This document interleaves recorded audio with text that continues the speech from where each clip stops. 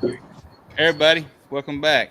This is Jason Hart, Elite BBQ Smokers. We're at the barbecue roundtable today, and we got everybody here to have a good conversation, and it's going to be a lot of fun. But first, we'll introduce ourselves. Mr. Justin, you go first. Yep, Justin Holt Brothers Barbecue out of Charlotte, North Carolina. Derek, Derek Johnson, pitmaster of Sweet Dixie BBQ. Also am a organizer for two Georgia contests, Smoke Timber Fest and Swamp Fest. yep. Randy, I'm Randy Shifter. I'm with RXTX Barbecue. It's a YouTube channel. Not a competition cooker at all. Kind of the third wheel on this panel here, but I'm here to discuss the whole topic of this. This is an ongoing conversation. What does it take to be a pit master? So Jason invited me to come up here on the panel and answer some questions.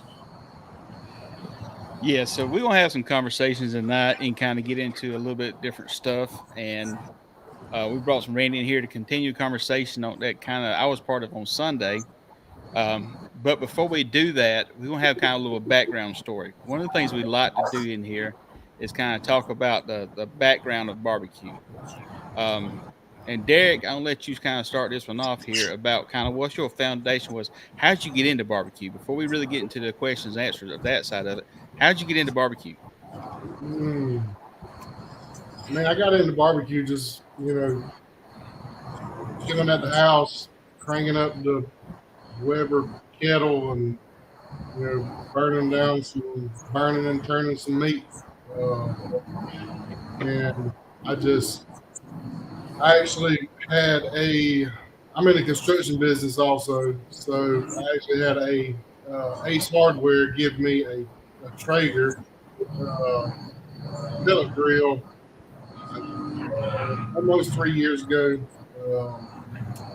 And I, started, messing around with it. I had never messed with any, pellet grill or anything like that, just straight Weber kettle with some wood chunks, offset cooking, or not over the fire. But then, I got what I thought was good at the pellet grill, so I was like, I'm gonna try out one of these competitions. Just sitting up one night, seeing the competition in Cumming, Georgia. Signed up and went. I had to borrow a smoker because that little bitty Traeger just wasn't going to do it. So I borrowed a Bubba's grill, reverse glow, and I went to my first contest. I was in the backyard division. I RGC'd it, and then it all downhill from there. I went from that to I just bought a brand new trailer not too long ago and got it, decked out and everything. So come a little ways, but moved up to the pro division and just kind of started, hammering down. And I'm kind of the type that if I ever decide to do something, I'm all in. I ain't got no backup in me. So that's what I do. Same way. From the same way, full deep dive. Full deep dive. And that's one reason why I was wanting Derek to be part of this conversation here is because Derek truly went from the backyard side, done a contest, and done very successful at it, and then went to the pro side, and you've been successful in the pro side. You've been very successful in that. So one of the kind of the points about bringing that up and talking about the background with that is that just because we're competition guys, just because of some people on the show, a lot of them on the Facebook side is going to be competition guys. The truth of the matter is this: everybody can come out and compete and cook barbecue, and the odds is you learn the tricks and the method, and you can do good. So just don't be intimidated by that because you come out here. Number one, we're going to tell you and help you because we want you to be successful. But if we get you out there and be successful, you can come out there again and again and again. So from a competition standpoint here, I think one of the things that I've seen and heard or whatever, got the feeling from it is a standoffish. And it's actually completely opposite about that. we come out there, we want to bring you part of this family because here on YouTube, here on Facebook, here in the competition world, the truth of the matter is we're all on the same show because we want to share the passion about barbecue and create family and friendships. I mean, me and Randy's been part of way more live streams than we ever thought we'd be on when we got to the YouTube side of it to talk about barbecue. We didn't expect that to happen, but we've created friendships, relationships, and stuff throughout the years, throughout the year or so, and it's been eye opening. So it's a big community, and that's what one of the things I want Derek to start this off with is understand that we are a family that shares passion together about barbecue. Yeah. Now, Randy, tell us about your background here. But first, I want you to get for the people that hasn't seen your show. You do your videos a lot of time on a homemade or a smoker that you kind of that's yours. So, kind of tell us your passion, how you got into it, and some other stuff. Kind of give us your I mean, background.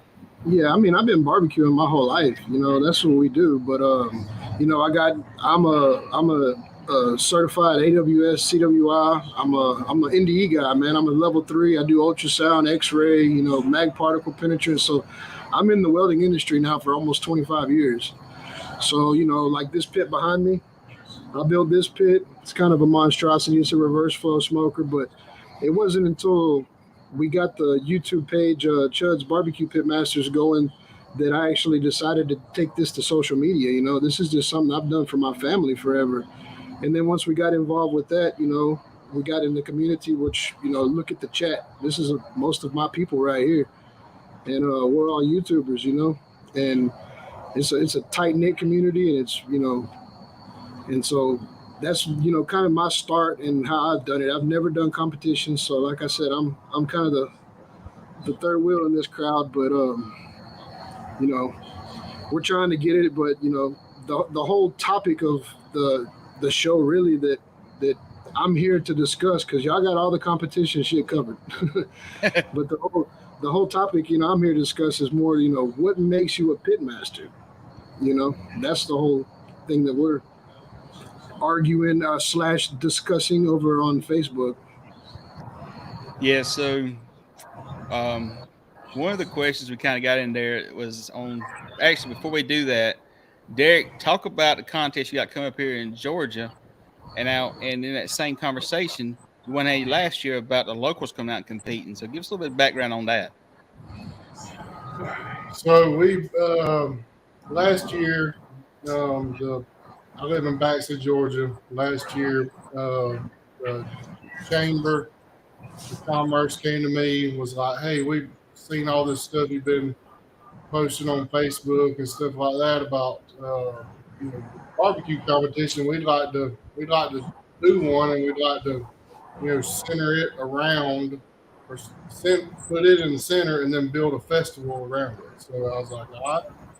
And like I said before, if I'm gonna do something, I'm all in. I ain't got no backup in me. So I went, you know, head first, and I think we had a great contest. We had several local uh, teams come out that had never put the contest before. A lot of them, you know, it was on, you know, homemade pits and stuff like that. So, and everybody had a good time. But then, so we had to, I mean, it turned out good. So, you know, I knew we was going to do it again this year. And then Waycross, Georgia, they called me and was like, "Hey, we want you to put on another one." And I was like, "Okay."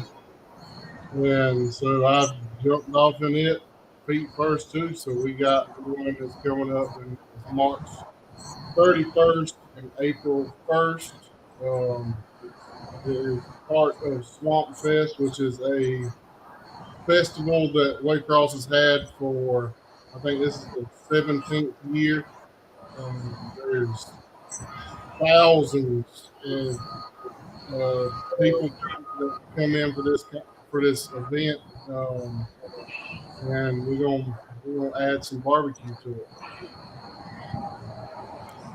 So that's kind of the thing to lead up to the question we're gonna have is, and the whole purpose about that was that everybody out here is gonna start somewhere and it's gonna build and go from there to get to the point where they're gonna be successful. Whether it's coming from backyard doing competitions and then hosting your own barbecue competitions, or whether it's going at home and cooking with your friends and family, or whether it's trying to get and do a social media, YouTube, Instagram, whatever. The whole purpose is you got to start somewhere. And so that's kind of the point that I wanted to make, bring up to this to start doing this. And we've got a question right here that's kind of put on. So if someone successfully produces quality of meats off of a kettle, Kamado, offset, pellet smoker, drum, whole hog cookers, are they considered a pit master? Thank you for that question, Ken. I was looking forward to your input. Y'all answer this one. Justin, give me your take on this one. You've been kind of silent one up there. I think Justin's clipping in and out on us a little bit. Back. As far as this question goes right here, I mean, what do y'all think about this before I put my 2 cents in? I mean, this is kind of the common consensus amongst the group is, you should be able to man anything that has a heat source, right? A damn George Foreman grill. You should be able to cook something good on an air fryer, To me, in my opinion, it's all about the recipes, right? I mean, we all got to have our meats right. We all got to have our proteins. We all got to have everything right. So to me, I mean, a pit master is just someone who knows how to cook, basically, Hell, we bake. We bake our own bread, so I mean, Russ Jones put it really good. I don't know if y'all watch Smoky Ribs Barbecue, but Russ Jones put it really well. He's been on YouTube for over 10 years, man. He's an OG, and he could ramble off 15 different ways to cut ribs or 7 different cuts of steak. I mean, it's butchery, it's barbecue, it's baking, it's recipes, mixtures of ingredients. That's to me what makes a pit master. Not just standing back and saying, "Oh, I can cook a brisket better than you." That ain't no pit master. You just know how to cook brisket. I think that's a lot to do with it. I think the whole thing is come out there and be willing to fail to learn. And then when you do that, you'll get better and better and better. And then you can become a master of that protein and go to the next one. I think taking it and I think when it says the skill of a pit master is to be able to take that side of protein and then go from different cookers and cook it and have a good quality of meat, then in my mind you've elevated to the point of a pit master. When you can come over here and do that. Now, the conversation was had on the easy bake ovens, and I would really love to hear some different perspectives, but I have cooked on that. I have built smokers. I got in competition barbecue at 12 years ago to sell smokers that I were building at the time. That's why I got in competition barbecue. I found out that one man show can't make money building smokers. And so we found some other avenues and started competing and fell in love with it. But I'm going to tell you straight up, a stick burner, and I made this in comments on Sunday night. I wasn't on the show, but I'm saying comments. A stick burner with an insulated firebox is absolutely the easiest thing in the world to cook on. Period. And I will love to hear somebody say that's different than that, but that is absolutely the easiest thing in the world to cook on. Because the fact of the matter is, go ahead. No, I don't have a dog in the fight. I only have this offset, this reverse flow offset. And if you watch my videos, that old school Smoky that should have been retired 50 years ago, I still produce barbecue on that damn thing. The legs are rusted off of it. I think it's funny to make videos on it,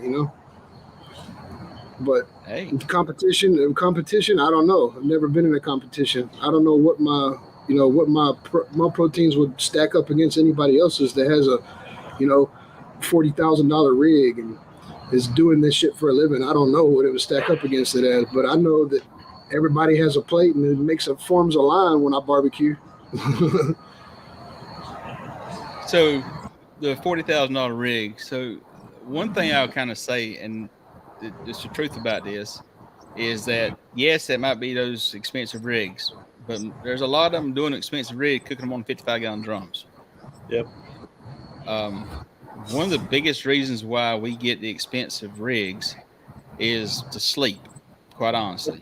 Yeah, very true. Because what we found out from what I found out from competition barbecue, and I think a lot of people agree with this, is if you can't go out there and sleep, and you can't do that, then you can't be mentally ready for the grind of the turn-in windows. So I think that is the most critical point of competition barbecue. It is just that grind of that turn-in window. So I don't remember what contest it was, but it was years ago. Old guy showed up with I reckon his son. He didn't talk to a soul. Pulled out there with 3 55-gallon drums, done the contest, didn't talk to a soul the entire time. Won the contest, loaded stuff up and left, and didn't say a word to nobody. Just showed up. Yeah, I mean, just showed up and whooped everybody's behind. It's absolutely crazy. Barbecue past.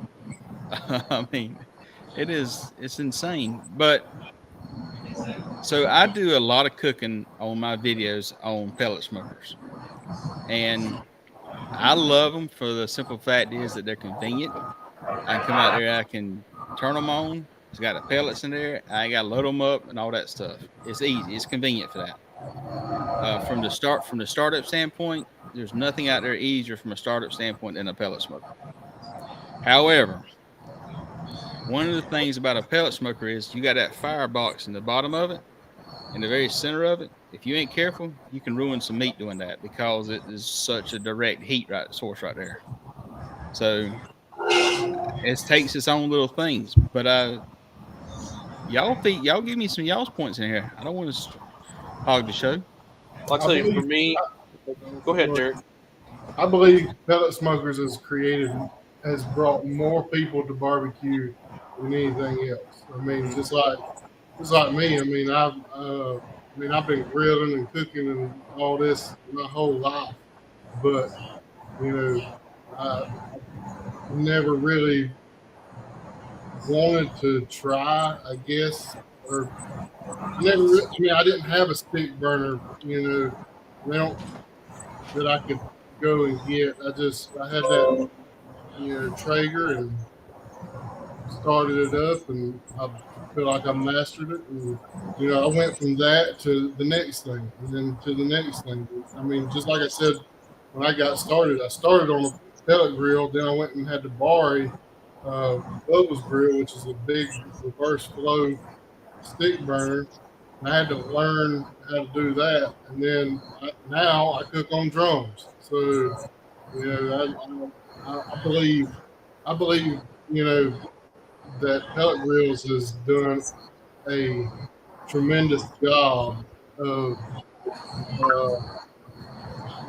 creating more people that's interested in going outside and cooking some meat. Yeah, I know y'all said through Pitmaster is constantly, trying to master each meat and each thing, like we all do. We take a piece of meat and you just try to, if you have anything like a mistake comes up, you fix it. And I think a true pitmaster for me is somebody that can. I heard this from somebody, so this ain't a quote from me, but that can make bad barbecue good. That's just my opinion. Yeah, and that's kind of my feelings on pellet smokers as well, because like I have one of my nephews right now in the chat, Kyle Matlock. He lives in an apartment. He has a balcony. He can't afford to have, a stick burner on a balcony in an apartment. So for Christmas, my sister got him and his twin brother Recteqs, and they're producing some good barbecue on them Recteqs. Yeah, and they're newbies. This is their first barbecue pits. Mm-hmm. So what's that going to tell me when they get houses? They're going to want bigger stick burners, and they're going to already have the preparation and the proteins and how to marinate and inject and season everything. All that shit's going to be down. So they got a bright future coming from a pellet grill. And people just bash on them. That's an easy bake oven. That's cheating. What's cheating about it? You're making meat hot. Leprechaun's in the chat right now too. He cooked a whole pack of brisket on a Blackstone, man. Come on. Nice. Yeah. That's how you do it right there.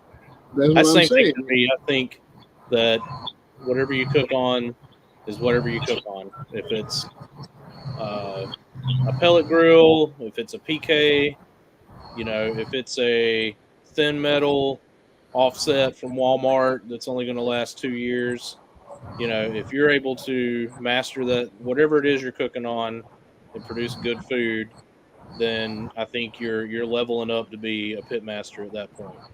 For me, whenever I felt like I was finally able to allow someone to call me a pit master, is realizing that in my cook routines, if I hit a bump or I forgot something or something just wasn't working right that day, I could pivot and still hit my marks on everything and be able to refocus. And I think that actually is a good defining moment for being what you could call a pit master is Yeah, that, being able to move on from adversity, because every cook's going to be different. It could be cold, it could be hot, it could be humid outside, you could have moisture in your charcoal. Like every piece of meat's different. You could have a big old fat pocket in the middle of that brisket. It could be super lean. Your chicken might be a little bit more fatty, and for you as a cook to be able to know those things and know how to adapt during the cook and still be able to produce quality, consistent stuff, that's when I think you really are deemed as a pit master. Uh, that's an excellent point. Is being able to pivot from adversities because every Mhm. cook's different, man. Every Yep. piece of meat's different.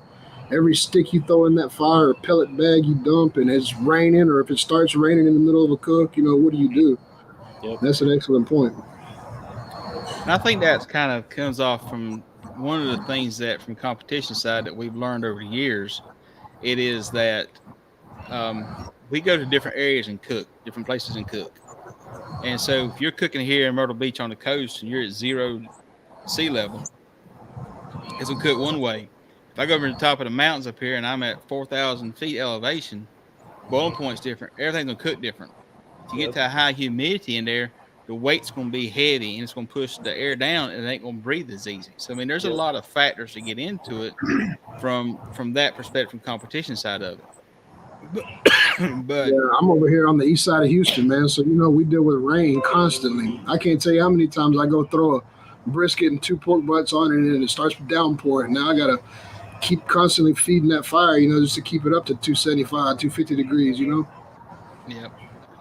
Now Lance asked a question earlier about if I felt like a stick burner would be a I can't find it right a second, but yeah, he's talking about a stick burner would be easier to run. Um, so here's what I'll say about an insulated firebox stick burner.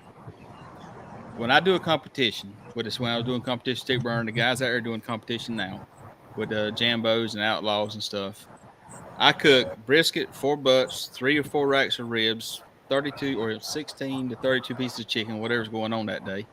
And I can cook all of that on about a half a bag of briquette charcoal and a milk crate full of wood. That's all it takes to cook that entire cook. So what you find out when you do that is I can be able to have a smoker in there. I can find out exactly where I want the temperature to be at. If I want something to cook faster, move it to the firebox. If I want to slow it down, move it to the center. If I want to get more smoke to it, I move it to the fire stack. So I learned my pit as far as what it can do, what its attitude is inside that cook chamber. Therefore, when you start learning that.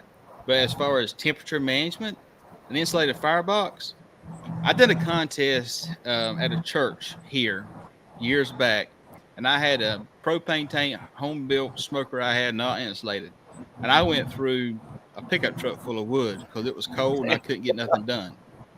I mean, I just was going through wood, going through wood. Was cooking, I think, 16 Boston butts. I mean, I had that boy loaded. Damn.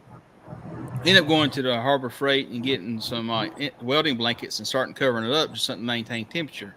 Mhm. And I told a buddy of mine who's cooking with me, I said, that's the last time I ever do a competition when I'm out here without an insulated firebox, an insulated cooker.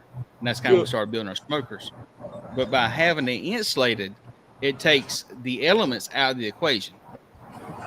Anytime you take the elements out of the equation, therefore you've got one less variable to worry about. And that's kind of where I would say an insulated firebox. Yeah, and that's a good thing. I mean, insulated firebox, and I don't know if mean, I guess you guys are really into the YouTube, barbecue videos as much. But there's a guy. His name is Mike Brown, and his big thing is fire management. And fire management is key on an offset. So that's one factor you take away from a pellet grill. But I'm not saying you're taking away from the flavor, the protein that comes off of it. Maybe, but I don't know. I never cooked on one myself.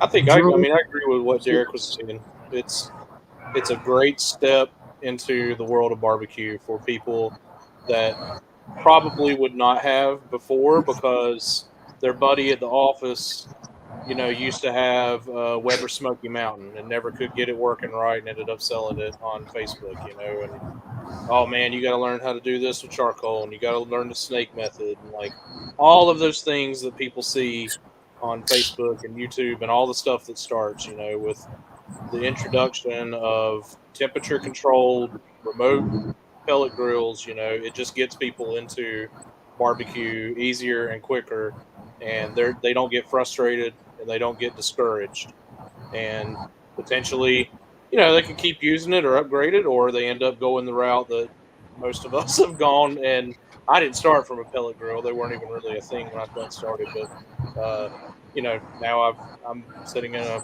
$30,000 trailer and just spent $1,000 on rubs and sauces for the season. So yeah, see, I'm not. It's a good thing. I spend many people $1,000 on a camera or some lights or something. We don't have to go nowhere. YouTubers, And it's pretty common that a lot of people that know me that want to get into it, that's what they ask you first. Man, what about these pellet grills? What about these Traegers? And I always 100% say, dude, go for it. It's a perfect way to learn the ins and outs of barbecue without having to learn the ins and outs of fire management and all of that stuff. And I think it's a good leg up into learning those things. When you're comfortable about cooking, then you're eager to try new things. Like maybe I will go get that 18-inch Smoky Mountain at Lowe's, and learn how to do it with charcoal. Or maybe I will go and step up and get that, Deep South or something like that. So what kind of thing are you cooking on, Justin? If you don't mind me asking. On a 270, which is a very highly insulated firebox. I can show them. So there's the 270. It's like if you took a offset and turned it on its side. So firebox is in the back, and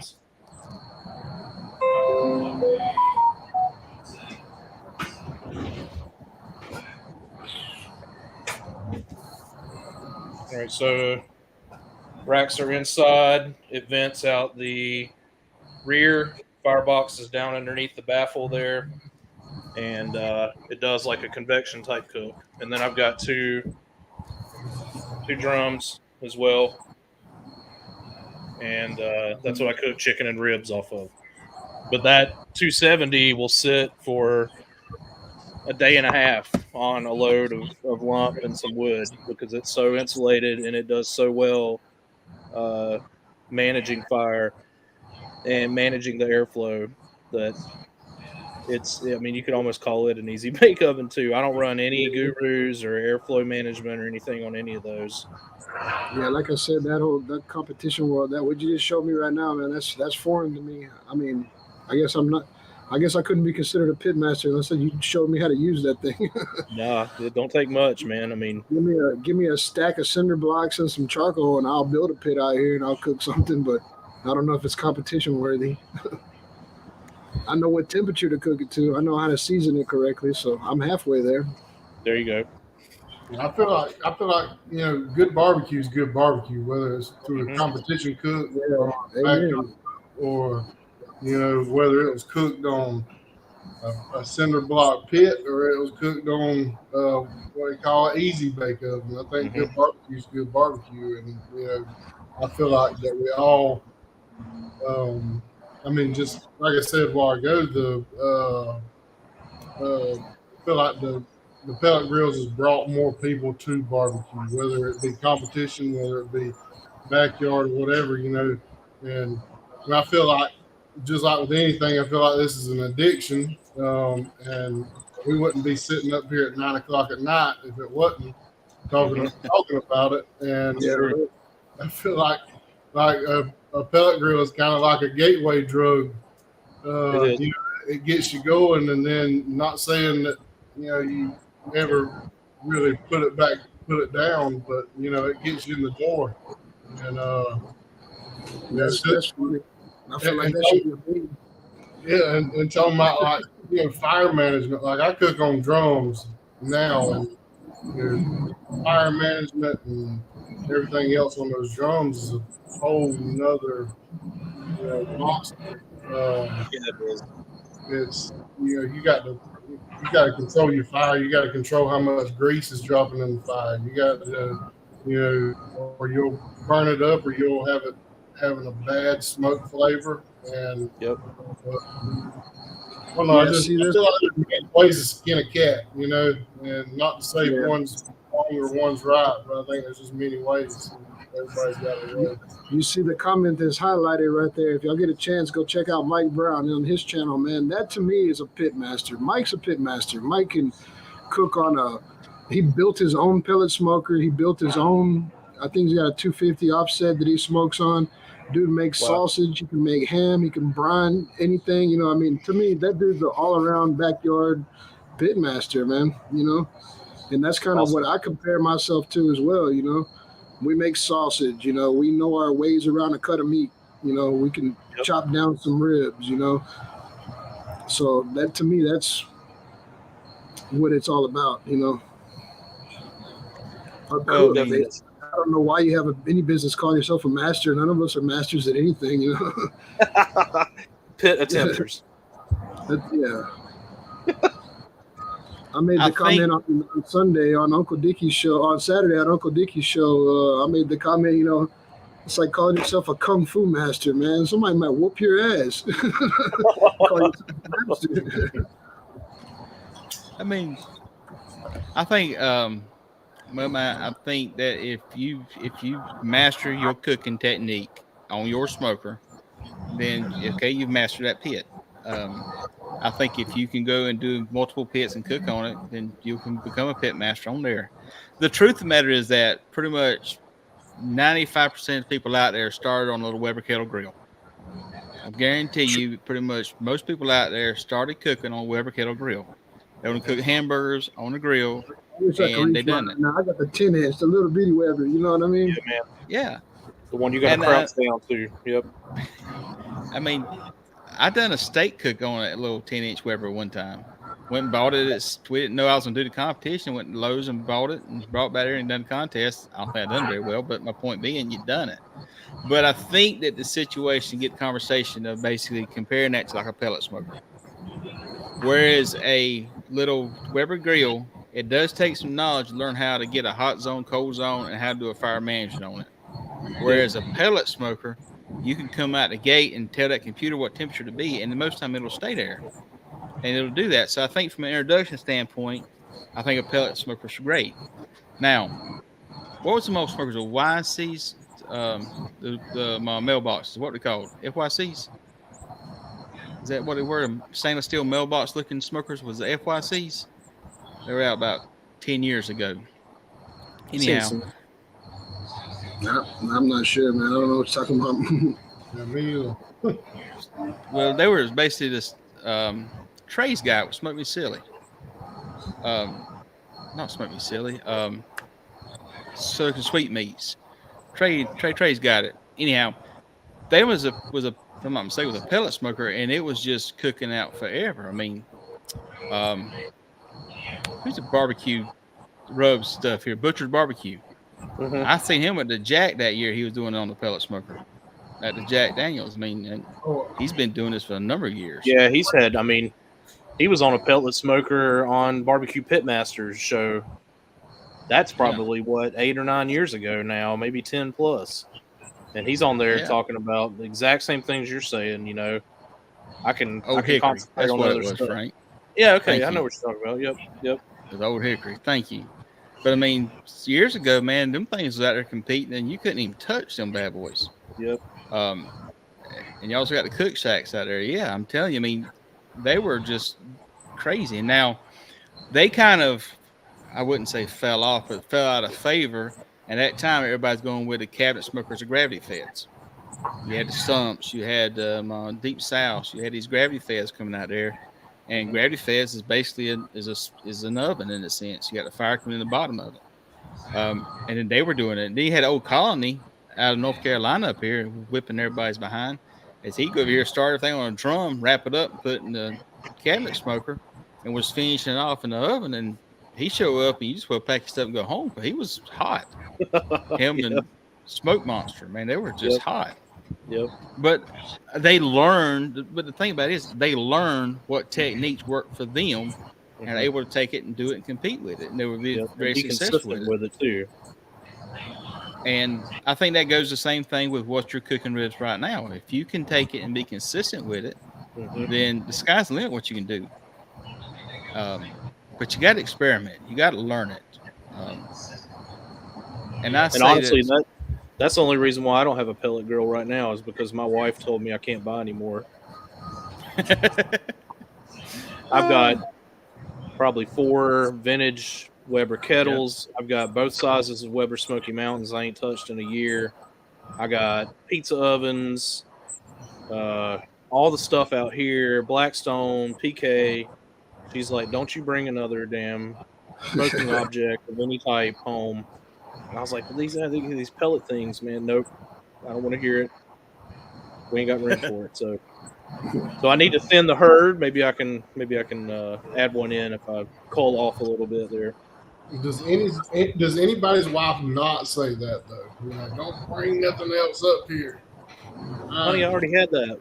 Yeah, that's what I said. Seen it yet? Man, that's beer now. What are you talking about? That. Yeah. Why does it look new? Why is there a box in the garbage for it? Oh, I was cleaning out the garage. Yeah, Christy tells me that about guns and barbecue pits. oh. At least the guns you can hide them in a cabinet though. So Yes, Frank here, his team's name is Yes Dear Barbecue. So yes, dear. Yes. Sir. But like I if I'm mean- cooking at the house, I'm cooking. I don't fire up no drum. I'm cooking. I go to the back porch, hit that button, and then I'll come back and throw something on it and roll off. Yep. Yeah, I I mean, you mean, can't argue with them.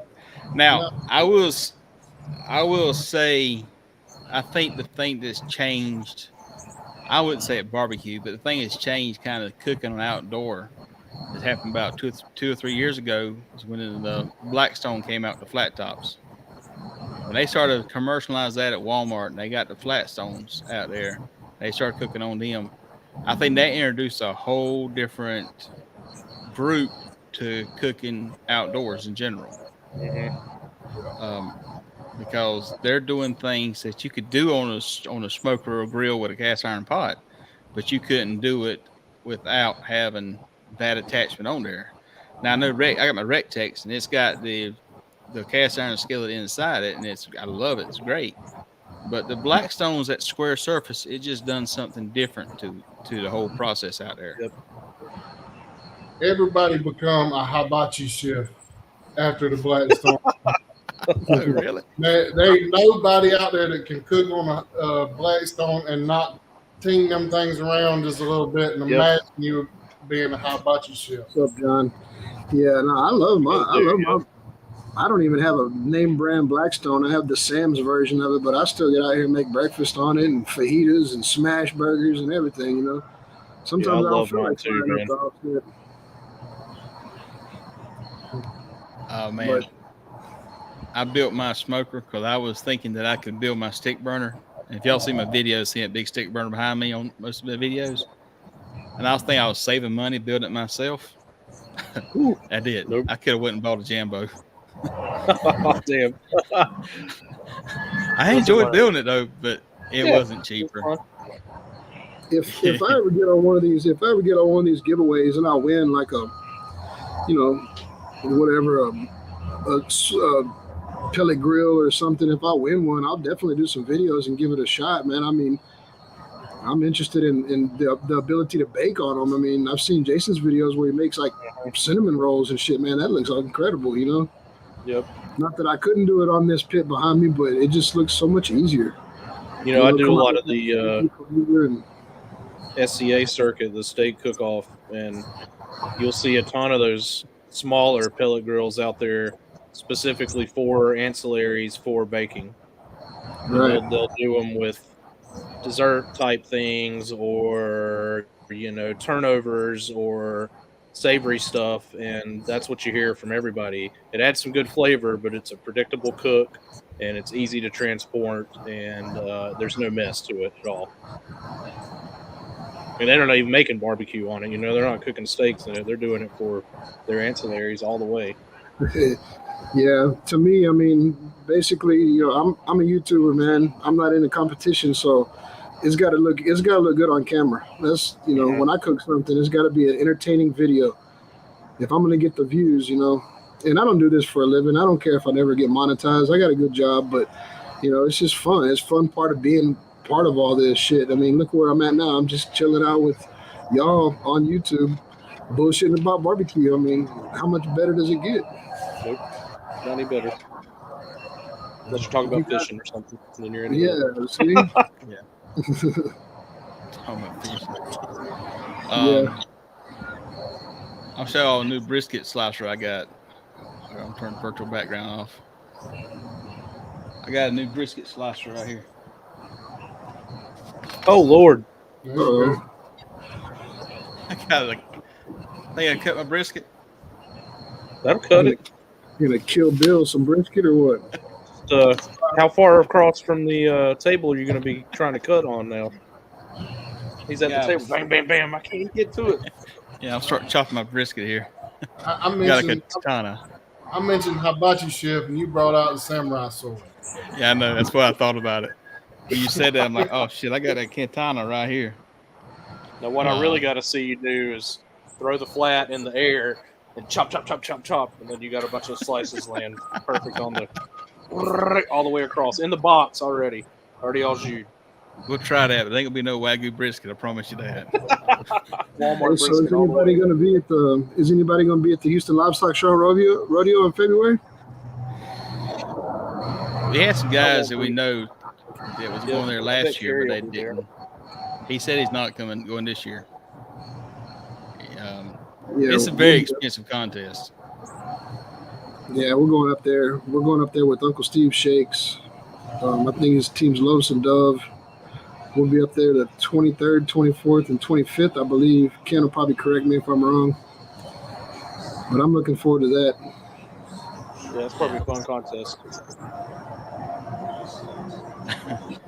Yeah, we're playing around with all that stuff. But I mean, but to answer the question about a kind of a pit master, the truth of the matter is this: you got to be able to go out there and learn your smokers and build a confidence to go out there and do it, and then take your failures and put them behind you and go forward. If you do that, then you're becoming the pit master in your backyard. And the whole reason we're on YouTube, the whole reasons that the YouTube side of it is here, is to share information and share passion and help everyone get better. And the crazy part about it is, you come out to bar competition, you'll find that same help out there. You got people come out there and they want to help you do better because we said this on the show before, and this is where I think the competition barbecue people that's not in that just kind of thinks it's foreign. But the truth is this: Randy, I want you to come do a competition with me. Come cook. I want you to turn in food, but I need you to turn in food that's good. Because if you turn in food and mess up like I have in the past and have something way too spicy, then everybody behind you at the table is dead in the water. They're not gonna be able to win a contest because of something, a mistake. And I've done that as a seasoned cook. So I mean, I've made that mistake stuff too spicy. So that's what we want you to do, is come out here and help you know what is going to be doing good so you can compete. And we want people out there competing, because without more people come out there competing, we don't have bar competitions. Yep. And that's just the truth about it. Yeah, we have Bill Purvis on the chat sometimes. I know y'all know Bill Purvis, right? Mm-hmm. Yeah, and he talks a lot about the competition. He just done that big competition in Seguin. I think he won 11th place out of like 150 teams or something. And just the style of competition cook and what y'all turn in is a little different than what we produce as backyard barbecuers. you're aiming for that one box that that wins for the taste. And even like when I watch Harry Sue's videos and everything, he injects briskets and rubs them and puts all kinds of stuff on them. That's just a little different world. I would need to sit on the sideline and watch how you guys do it. Y'all been in the game longer, so because I would be that guy that turned in something too spicy or too salty or something, just because I'm cooking it the way we cook in the backyard.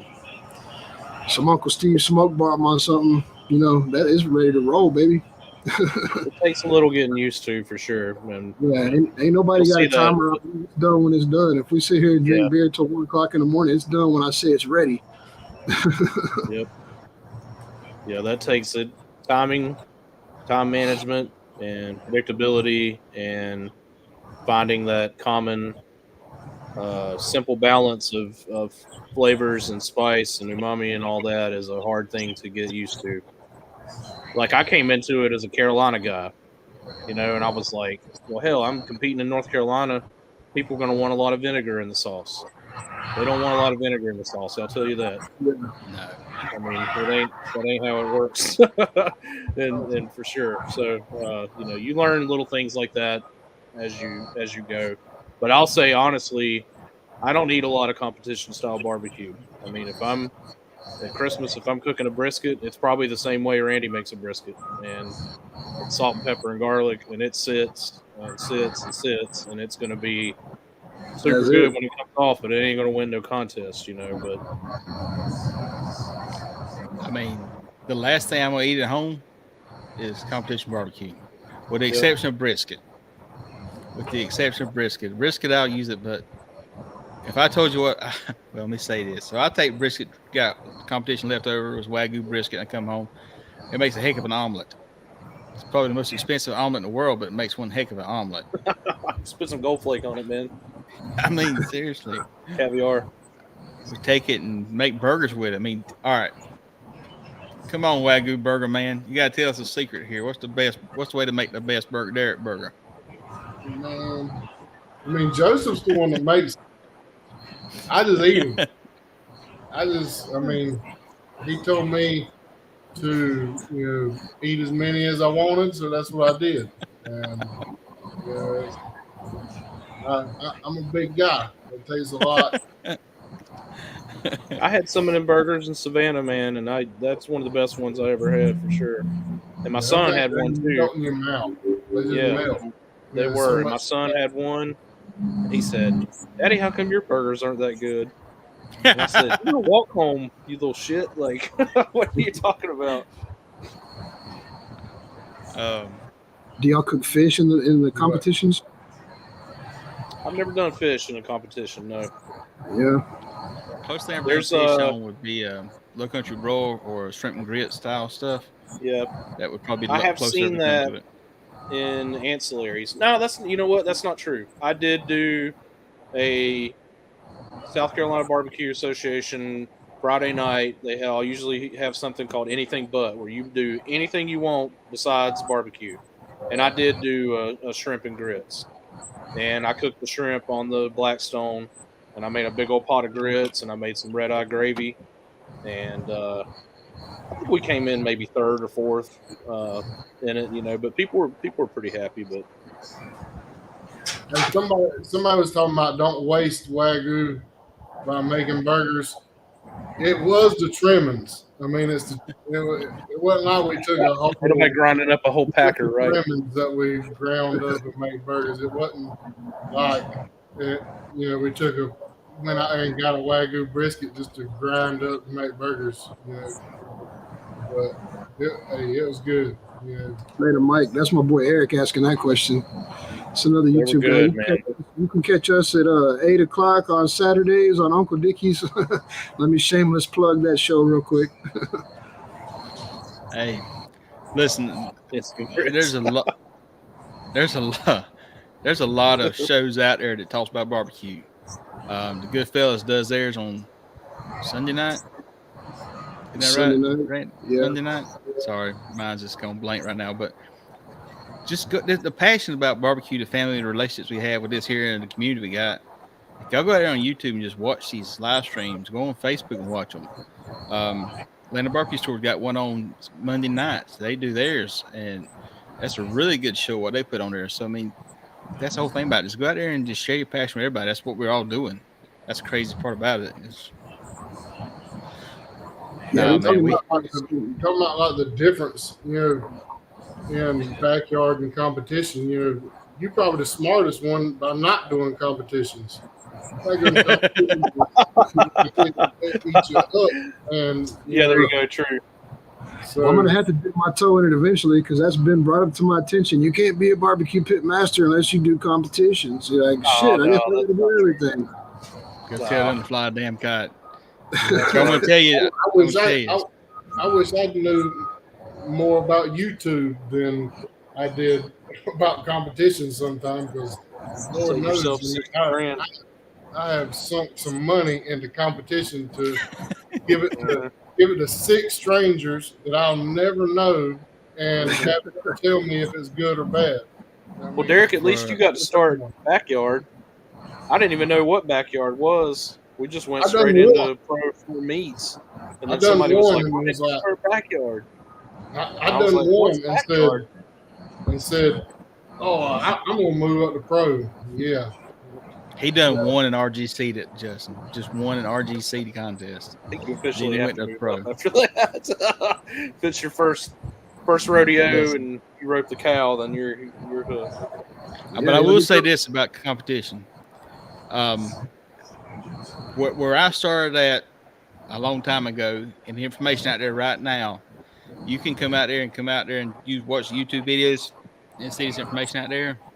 You can come out the gate swinging, and you got a better opportunity, better chance to be successful than what it took me 5 years to learn the game to be successful.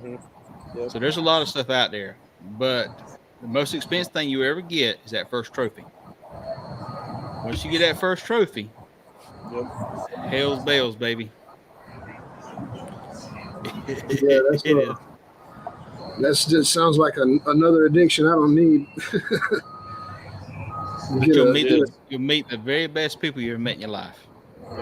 Yeah. I'm looking forward to February just to go and hang out with the world's biggest rodeo, Houston Livestock Show Rodeo. I get to hang out with a lot of these guys, man. We get a big YouTube, bunch of people going to show up. And Uncle Steve's tent up there, and it's going to be a great time. I won't be cooking, and I won't be in the fight or nothing, but it'll be something cool to go watch, Yeah, that first trophy is a hook. But as far as you have to compete to be a pit master, I would absolutely disagree with that. Yeah, I disagree because there's what's the place up there in Aden? Sam Jones. Yep. Okay. Sam Jones got that restaurant there. His family had it forever, and he takes cook whole hogs and all that stuff from open pits. He don't do competition, and I think he's a pit master. Yep, absolutely. I think if you go up here and you go to these little places out there in Texas, what's that lady's name that's running the pits out there? That old lady's on the food shows. Randy, she'll part of the world out there. I know what you're talking about. I can't think of her name. Oh, was it some of the like Goldie or something like that? Yeah, you got Ronnie Scott there in Charleston. Goldie's is a restaurant. Oh, Goldie's. It's called Salt Licks or something other. Tootsie. That's it. Tootsie. Yeah, there you go. Yeah. Tootsie. That's her. And you tell me that Miss Tootsie is not a pit master. I'll tell you crazy, man. Because I promise you, she's cooked more meat than I've ever cooked in my entire life. Yep. But that's what it is. But the reason she does that and had the show, and I seen her the other day, is because of the people. Because one thing about food, one thing about everything else in the world, you give them food, they're going to smile. They're going to be happy, and they ain't going to have no problems. We deal with enough drama at work. I'll deal with enough drama in other places. When I'm giving away food and having a good time with that, I don't need. I do it because I want to see a smile on your face and let's laugh and have a good time about it. That's why we do it. Yep. Yeah, that was kind of my ending statement last time we had this conversation. Is I may not be a barbecue pit master, but I'm a master of standing in there with a damn plate waiting to get some of your barbecue. I mastered that a long time ago. Shit. Master of the seconds, right? I'll be back in Master line. the taste tester. Shoot, we used to load up the cooler with a couple cases of beer, head to the river, and have an oven rack with 4 beer cans holding up the edges of the oven rack, grilling on it. Nice. So, I mean, I think You're a pit master. Yeah, That's man. it, bro. You're Actually, officially that's a a pit pretty good master. definition. If you could successfully cook quality food while drunk, you are a pit master. That's the answer right there. Yeah. That's You get- that's it right there. There you have go. to That's the end of successfully the cook. conversation right there. Yep. Anybody can argue any way you want to. If you can do that, it's over with. I don't care what you think. That's it. I'll ship you the T-shirt. Now I'll wear it too, man. I hope some of the people over on our barbecue on our Facebook page is watching this. That way they can get it out of their system, because man, it's humorous sometimes to read some of the comments. You know, then people get so upset, man. Like you've just said something about their dying mother because you said that a pellet grill's an easy bake oven. You know, me and Christy were admins, so they direct message us. They sent us messages like, "Can you kick him off? He said something about my pellet grill." Like, bro, like, yeah, it's funny. Whatever you cook on, man. If people like the food's coming off, then you're doing it all right. Yeah, for real. I learned one of the things I've learned in the YouTube and the TikTok side of it, probably more TikTok than I have YouTube, is the keyboard warriors out there. They are a lot of them out there. The keyboard warriors that's going to type something other, little trolls, whatever you want to call them. But at the end of the day, I'm like, all right, what's your YouTube channel? What's your TikTok channel? You so awesome at this. Show me a video. Prove me I'm wrong. And that's the whole thing about it is, I mean, at the end of the day, we're just sharing ideas. We're sharing what we're doing. I mean, Pitmasters, just let's hit the thumbs up, please. Yeah. Oh, do me a favor, y'all. If y'all have not yet, if you would, subscribe to our channel. Follow us on Facebook also. Justin out here's got a podcast. Justin, tell me your podcast name. Yep, the Carolina Q Show. A little slow right now, but we're picking up again soon. You don't have no moderators, do you, Jason? No. You don't got nobody with the blue wrench. You need to make some people some moderators, and they could drop links for you in the chat. Justin's supposed to be a moderator, but no, no. I'm slipping. We got to get up on that. We're just basically just been talking and enjoying it.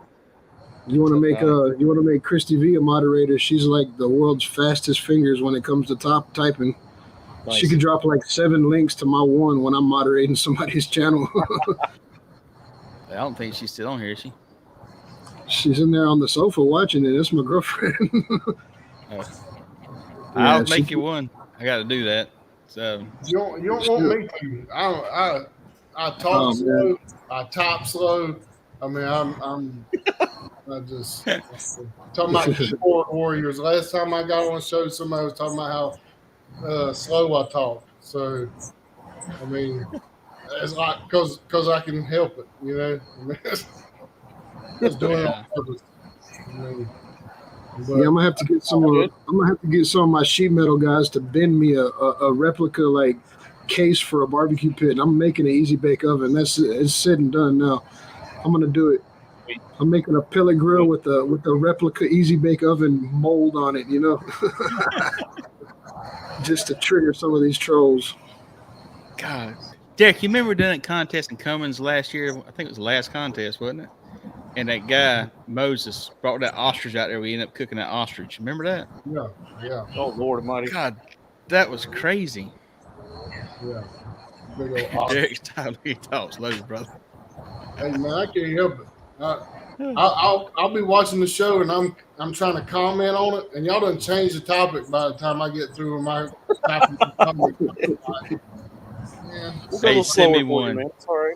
Dean, send me one. I'd appreciate it very much.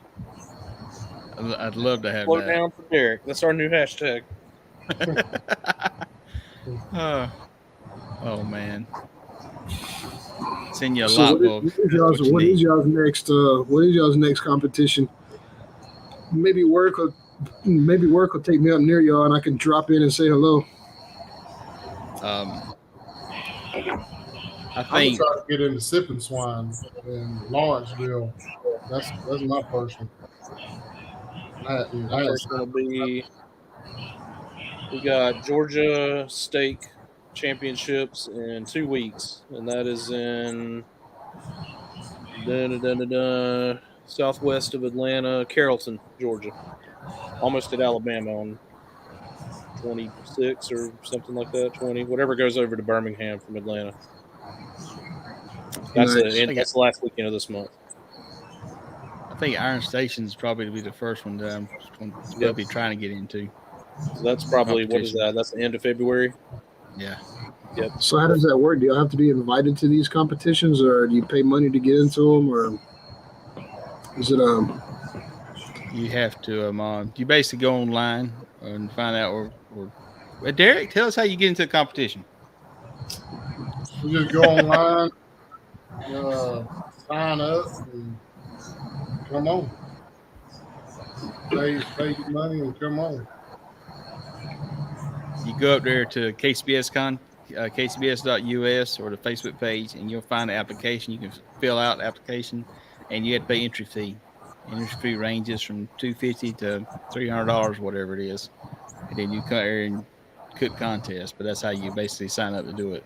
Now, one of the things here, and she said about being a judge, you can go on KCBS, and they have listed on there where you can sign up and go take judges class, and you can travel around and judge these barbecue competitions all over everywhere we go. So you don't have to, for the competition side of it, you come out there and compete, or you can just go out there and judge, and you can get some amazing food. You truly can. So I mean, if you have a passion for barbecue and you don't want to compete, research the side about it being judges, or research this, or just come out there and volunteer the contest and help on organizers or the rep run the contest. I mean, they greatly appreciate that, and you'll get some of the best food you ever had.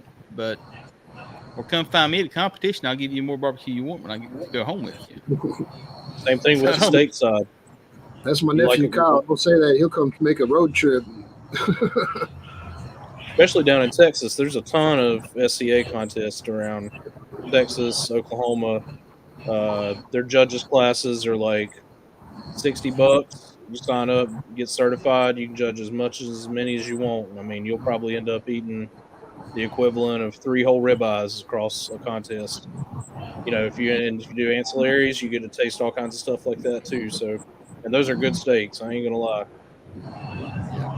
Now, the Houston Livestock Show, you do have to be a sponsor to get in that one. So that one's a little bit different, but that's not a KCBS contest. The Jack Daniels contest, you have to be invited. You have to win a contest, qualify, and then be invited. American Royal, the invitation side, you have to win a contest and be invited. The way Uncle Steve explained it to me and Christy whenever he invited us to come over there to his tent, Lonesome Dove Cookers at Houston Livestock Show Rodeo, he said a normal cook-off is like a cook-off that a party broke out at. He said the Houston Livestock Show Rodeo is like a private party that a cook-off breaks out at, you know. He said, you know, it's really nice. You got like, you know, Champions Row and all that, you know, you got to have certain privileges to get in certain tents and everything. So he said it's a lot different than a cook-off. So I'm just curious to go up there and experience, you know, what it's all about. No, in Texas too. You got a couple other divisions. I think you got the Champions Barbecue Alliance (CBA). They got all kinds of contests down there for that as well. Now, I think there's another one too that competes in the Texas Midwest type region. I can't think of it off the top of my head. Got a new one that Ernest started. What's it called? Yeah, I can't think of the name of it either, but it ain't ICBA. That's it. Yeah. ICBA. I think that's it. Yeah.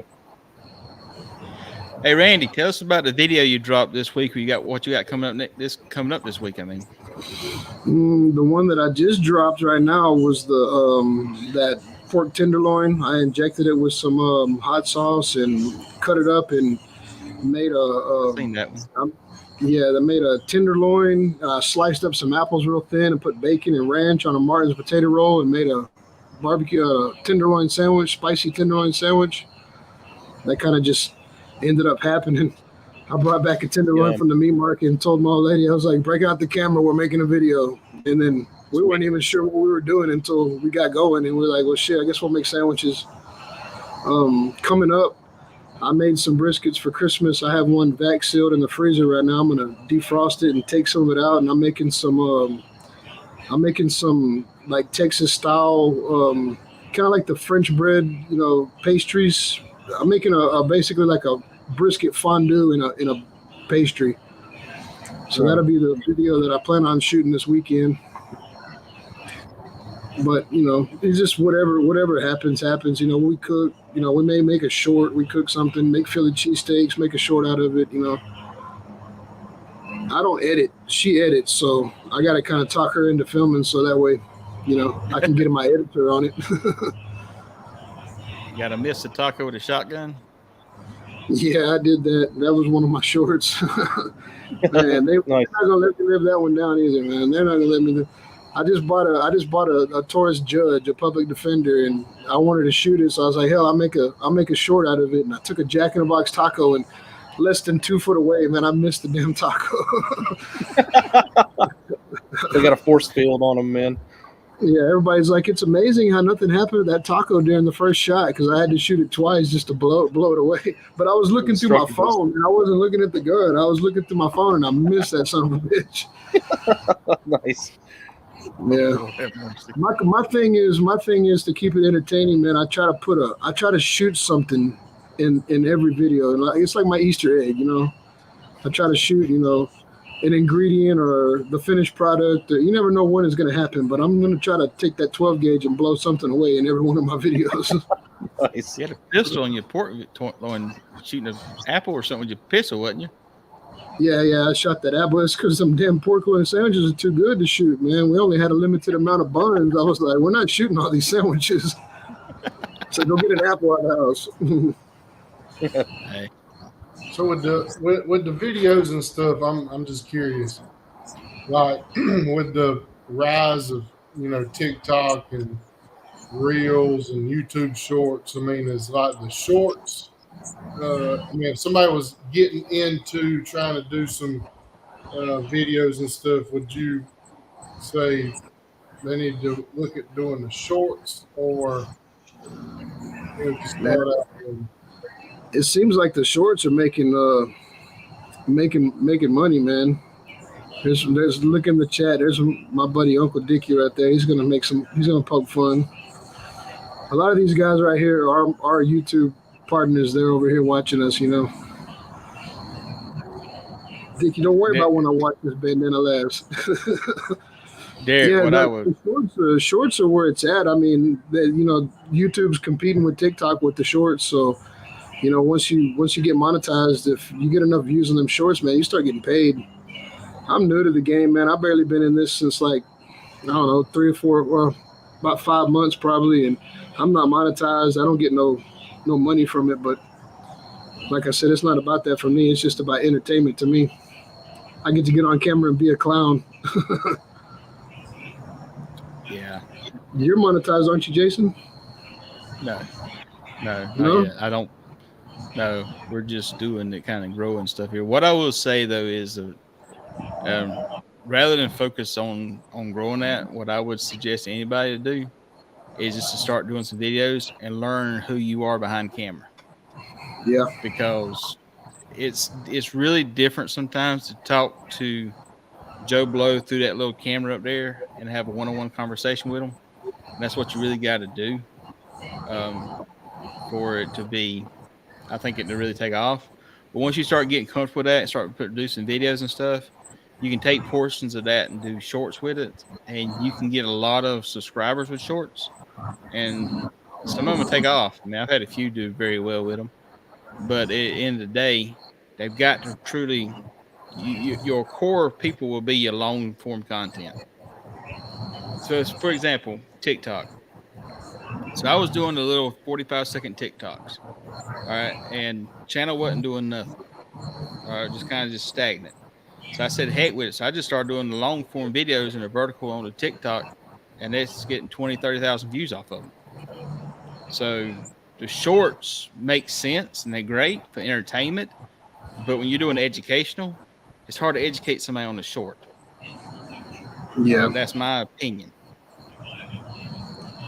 yeah. The shorts are where it's at, man. They say our youth's attention span is small. That's why TikTok's so good. People don't want to watch a 9-minute video. They want to see 7-minute long videos. Yeah, So I tried to make some, and you see some of them to where the people don't even talk. It just shows the process in a short, and they might say one thing at the end, like, "Oh, that's good," or some shit like that. But yeah, I just I don't know, that seems foreign to me. And again, I'm a slow talking Georgia boy, so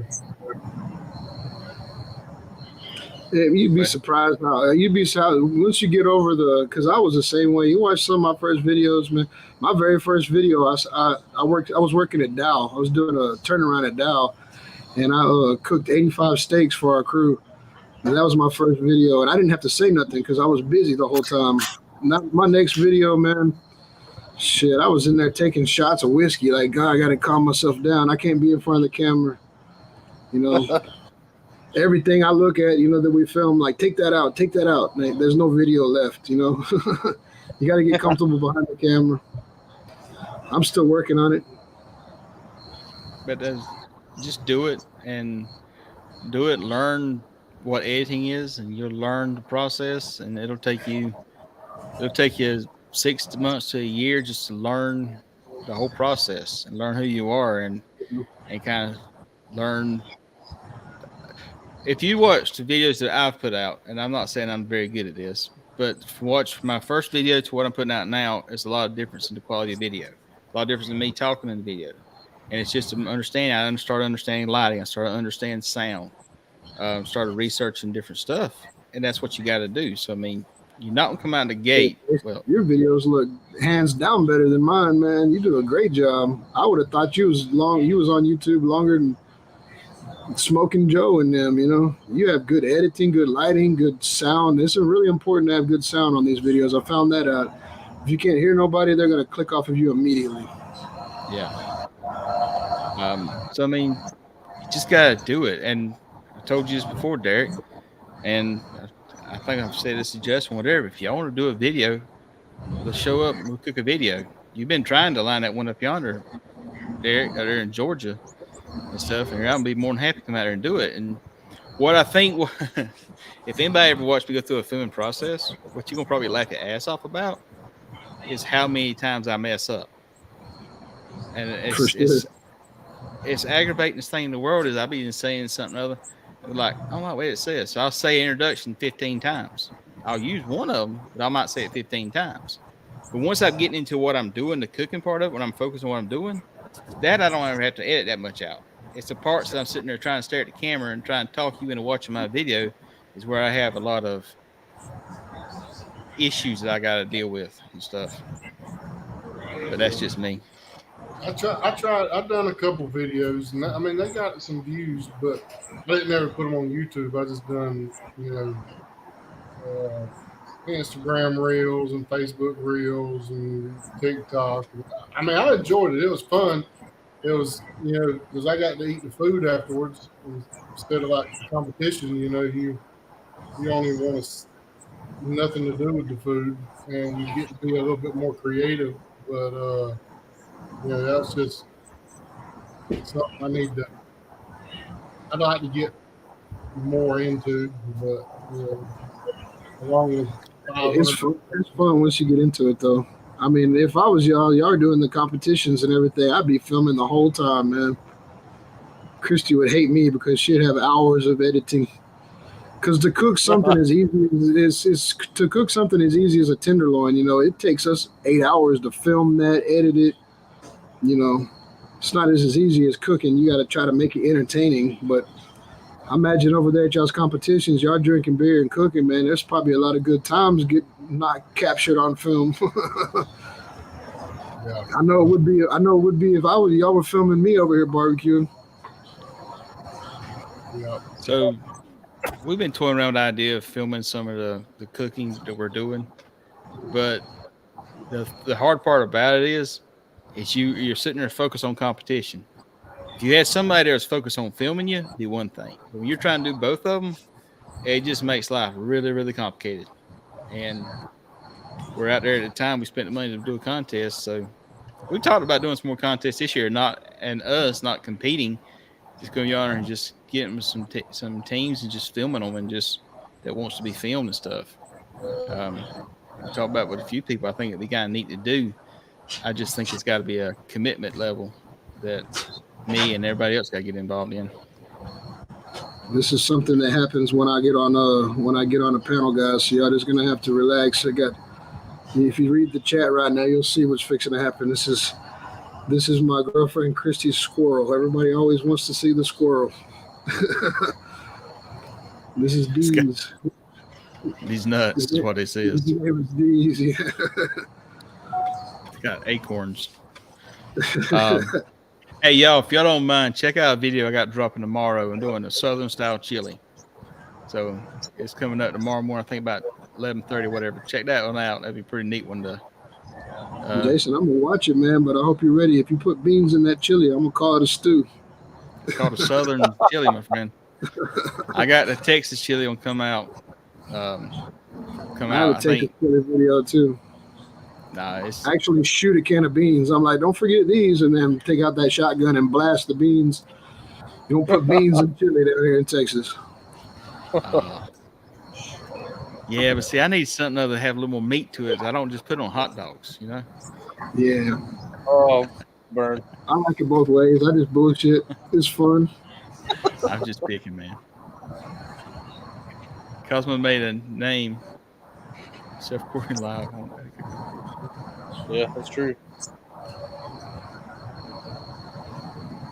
I mean, it's good to do, but we've tried it a few times and haven't been satisfied. But I've had to learn what I had to learn with YouTube is my expectations are here, my skill level is here.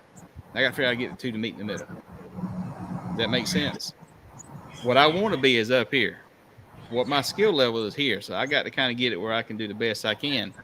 And I feel like we're doing better videos than we started, but you just got to go out and do it, man. Are y'all familiar with a podcast? That Greg, I think his name is Greg Rampy. You know who that guy is? I've heard that name. Yeah, he's a chode, man. But as soon as I leave this live, we gotta go. A bunch of us are gonna go over there because Smoking Joe's Pit Barbecue is gonna be on there tonight. And we caused that dude some hell, man. I think he's a vegan. I'm not sure, but he's a barbecue podcast. Supposedly pretty damn popular. You know, he interviews like Sam the cooking guy and all them, but YouTube guys. But it's time to go be a troll. Barbecue Central, yeah.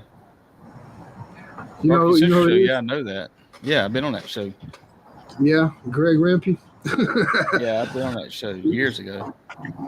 I'm not a big fan. Is he even a cook? No, he I don't know if he ever done competition. I know he started out his show with his interviewing competitors and stuff over the years. But I think he went a little more towards the industry level of stuff at one time. I haven't listened to his show in number of time in a while, but yeah, but I've never had a problem with him. No, I've never had a problem with him anyway. We were on his live and he started making comments and calling us pukes and saying we were goat filmers and shit. So now you just made yourself a large group of enemies. And you know, it's just fun. It's just fun to do. Oh yeah, it's fun to do. Well, listen, y'all. I know y'all got other things to do. Everybody got to work tomorrow. So I want to say thank y'all for being part of the show tonight. I greatly appreciate that. It's been a great show. We've had a good conversation to it. We will continue this next week. We'll have another controversial topic. We'll see what we can do next week. We don't know who will be on the show next time, but I appreciate y'all watching. It was nice meeting everybody. Nice to meet you. Thank too. y'all. Thank you for having me on, Jason.